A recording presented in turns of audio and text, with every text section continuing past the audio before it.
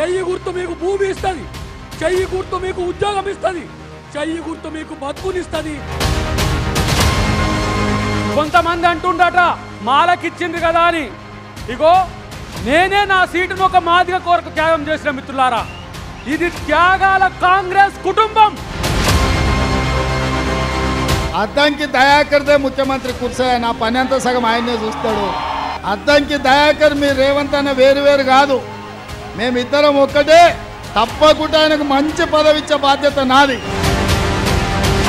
మీకు ఎమ్మెల్సీ పదవి మీ పనితనానికి కాదు, బహుజన ఉద్యమం బలపడింది కనుకనే భయపడి పార్టీలు ఇచ్చాయనేది.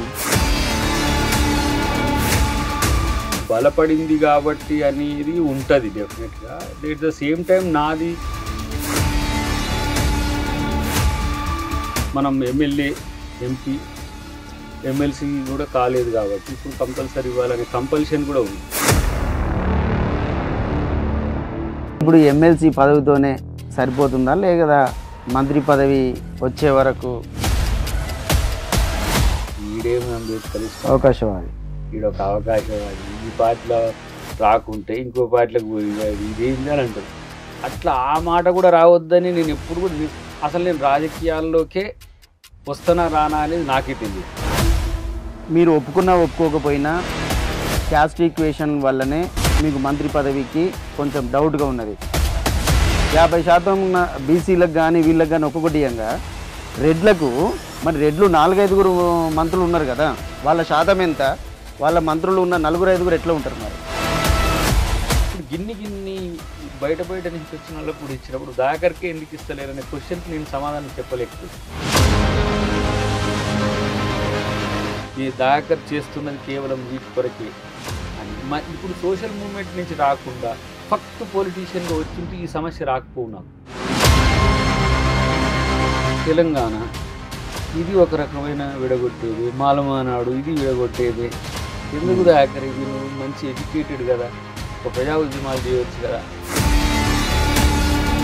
దాకర్ ఎస్సీ కాబట్టి ఇచ్చింది, శంకర్ నాయక్ ఎస్టీ కాబట్టి ఇచ్చింది, విజయశాంతి మహిళ కాబట్టి ఇచ్చింది. దాకర్ది ఏ కంపల్షన్ అయినా నెంబర్ 1 ఉండేది.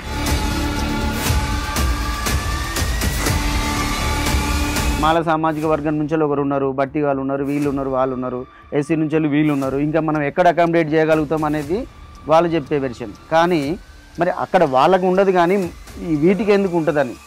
కులాన్ని చూడకుండా పోయే సమాజం ఇప్పట్లో భారతదేశంలో ఉంటుంది. ఇంకో 100-200 సంవత్సరాలకు కానీ ఇంటర్ క్యాస్ట్ మ్యారేజ్లు పెరుగో, సామాజిక చైతన్యం పెరుగో, కుల అస్తిత్వం సబటైజ్ అయినప్పుడు మాత్రమే కుల ప్రమేయం తగ్గుతుంది, కుల ప్రభావం తగ్గుతుంది. తప్పితే ప్రతీది కులమే చూస్తున్నారు.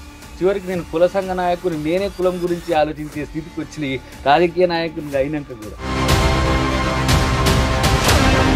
అలాగే ఇటీవల నిర్వహించిన సర్వేలో కులగణనలో ఎస్సీ ఎస్టీ బీసీలను తగ్గించారనేది అందరు చేసే చాలామంది అంటున్నారు. దీంట్లో ఎంతవరకు నిజం ఉంది? ఏంటి ఇయర్లీ 20 లక్షల మందిని తగ్గించారనేది అంటున్నారు. రాహుల్ గాంధీ గారు ఇదంతా చదివిన తర్వాత ఈ దేశంలో బీసీలకు ఇవ్వాలనే ఉద్దేశంతో చేసిన ప్రయత్నానికి తను అధికారంలో ఉన్న తెలంగాణలో కుల జనగణన చేసి ఓబీసీలకు 42% ఇస్తున్నారు.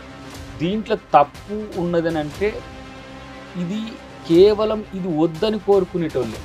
అది అంటున్నది బీజేపీ, అది అంటున్నది బీఆర్ఎస్. బీఆర్ఎస్ ఎందుకు బయట పెట్టలేదు ఆ డాక్యుమెంట్?